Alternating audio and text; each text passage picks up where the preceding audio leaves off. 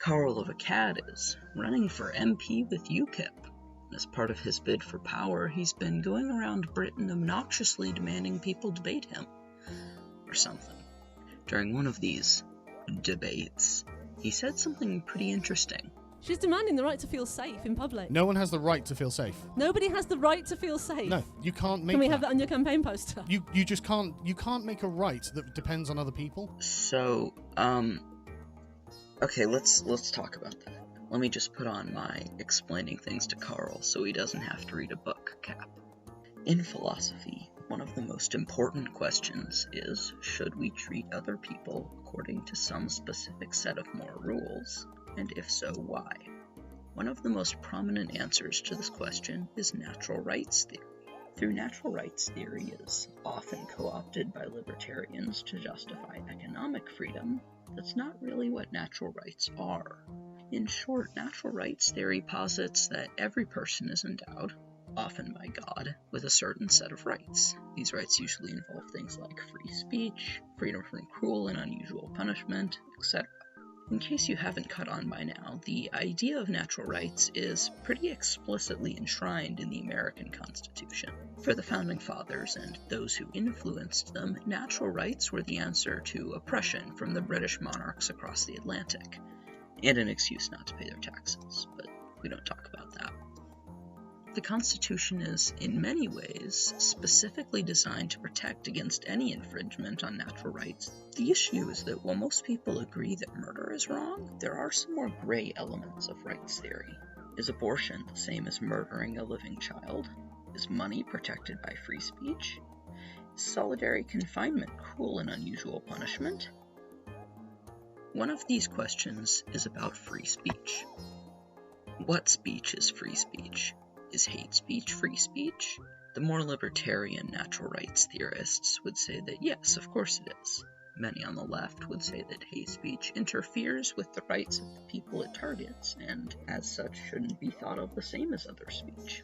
But Karl's statement here is much more interesting, in my opinion, than these other questions. This throwaway line Karl uses to shift the debate away from the topic this woman is, frankly, kicking his ass on is actually pretty interesting, because it hints at something more foundational than how we interpret rights. That question, or questions, are which rights can be considered universal, and what do we do when those rights collide? We'll talk about the second part of that question in a bit, but for now let's look at which rights Karl thinks people should have. Right off the bat, one comes to mind, free speech. And, he also likes freedom, I guess? I mean, the frozen peaches are pretty much the only thing he talks about. Like, ever. He's kind of a one-trick pony. But we can certainly think of other rights that maybe he doesn't talk about as much that most people would say are important. Freedom from cruel or unusual punishment. Freedom from government overreach into your private life, freedom to marry who you want, freedom to practice the religion of your choice. The list goes on. Some of these rights Karl probably cares about more than others, but they're all, at least nominally, present in a liberal democracy like the US or Britain. Here's where things can get a little bit messy, though. So you can say, well, I want the right to feel safe, but how can that be guaranteed? How can that be secured without being tyrannical to the whole world over? Karl, you do know that murder is illegal, right? Like, the reason that we have laws is to prevent people from doing things that endanger other people. It would be really easy to just sit here and dunk on Karl for like 5 or 10 minutes, and it's not like I'd really be sinking below his level or anything, but I do think there is a larger point to all of this. Karl argues that the right to feel safe isn't valid because you can't control the people around you. For Karl, there will always be people who make other people, especially women, feel unsafe. In other words, feeling safe 100% of the time isn't possible, so it can't be a right. To that I would respond that there will always be a risk of you getting milkshaked, so why even try to stop it? But I don't think he would like that one very much. See, Karl isn't making an honest argument about the efficacy of the state here. Like, the government can definitely protect people, at least kind of well when it wants to. Alabama's gotten pretty good at protecting the rights of unborn fetuses. Not so much real children when they go to school and then get shot.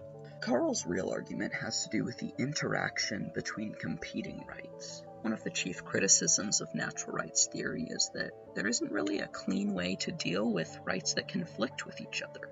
How do we know which rights are more important?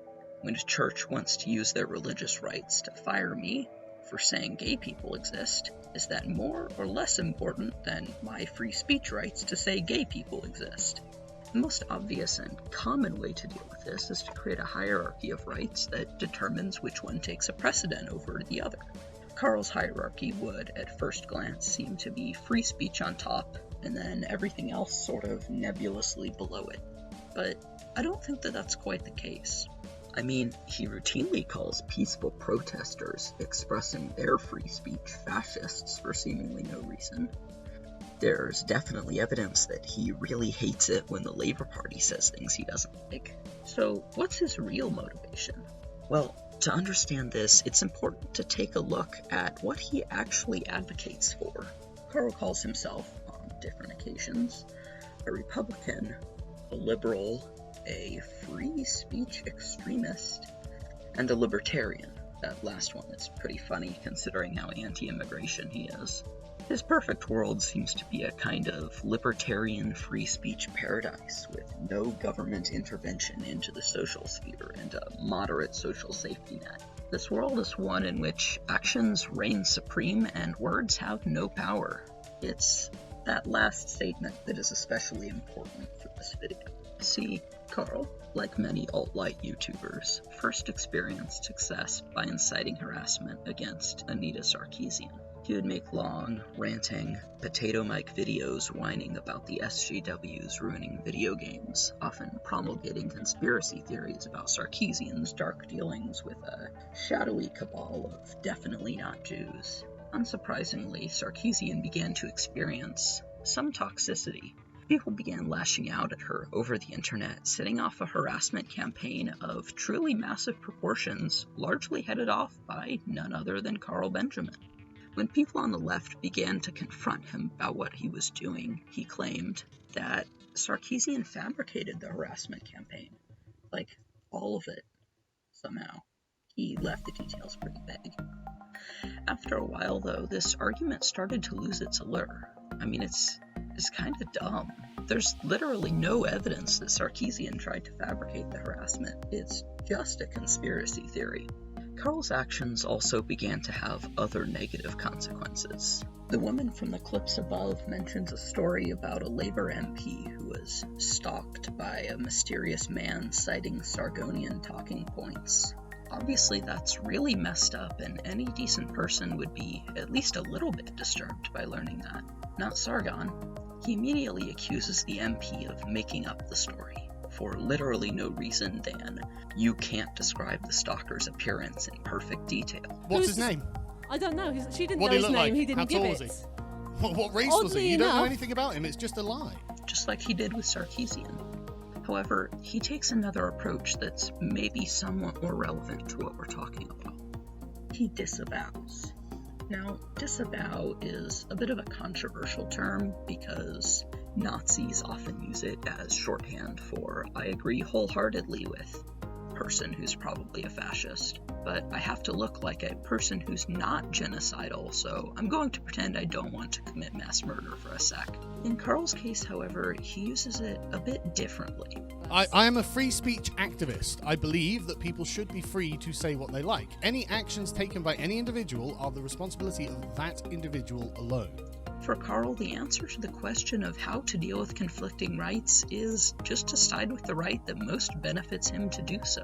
That means that it's tyrannical to suppress the right of men to make women feel unsafe, or that anybody peacefully protesting him is a communist, fascist man-hater. This basically allows him to do and say whatever he wants. After all, it's not his fault if a woman feels unsafe. They probably made it up. And even if somebody did do something bad because of something Sargon said, it's his right. We can't sacrifice Sargon's right to free speech to make you feel safe. That would be tyranny. In other words, his and others, I'm just talking about Karl because he's pretty prominent right now, right to do whatever he wants takes precedent over the rights of the people around him, many of whom are women, to be and feel safe. It goes without saying that safety is an important right. Most other rights can be viewed through a lens of safety. After all, free speech is just safety from censorship. Freedom from cruel or unusual punishment is safety from physical harm placed upon you by the government. Laws against murder and rape exist for the sole purpose of making people safer. His interpretation of rights, then, is not one that guarantees a basic level of decency in our treatment of every human being, as natural rights theory would seem to be. Remember when we made a list of rights that Karl believes in, but the only one he consistently talked about was free speech? There's a reason for that. The world Karl advocates for, one in which one is never held accountable for one's actions, one in which free speech takes precedence over all other rights, including safety, is not a good world to live in. That world wouldn't be able to sustain other human rights like the ones we've talked about above, or even any kind of basic security from harm. It's a world that would preserve the ability of the strong or influential, like Karl, to incite whatever they want against those who would be in many ways denied the right to fight back. At the beginning of the video, I showed you two quotes. One was from Toussaint Louverture, who led a series of slave rebellions and wars for independence from the French colonists in Haiti, arguing that his blackness did not make him less of a person, nor did it mean that he had fewer natural rights. The other quote was from John Locke, the classical liberal who pioneered the theory of natural rights. John Locke was also crucial in the administration of slave colonies, much like the one Toussaint Louverture worked so hard to free. Karl is not an honest actor. He is, in his own words, nothing but a dirty smear merchant.